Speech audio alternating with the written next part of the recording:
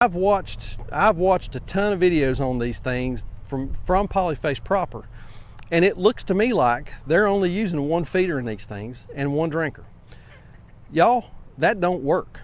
If you're going to use one feeder and one drinker, you're going to have to do chores at least twice a day.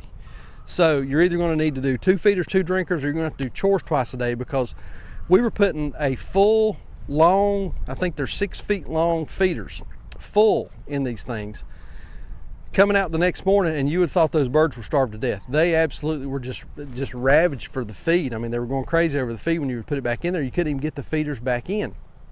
The drinkers, 1 5-gallon bucket.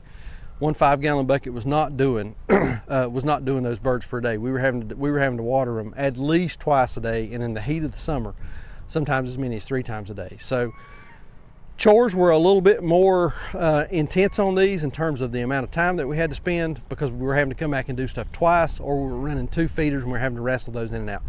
So the lids being on these things, having to get that in and out, and then the feeders. So those are the cons. Movement, the lids, I don't particularly care for the lids. And then you're going to have more feeders and drinkers than what I think it looks like those guys are using whenever you're watching videos and seeing them raise chickens on their farm.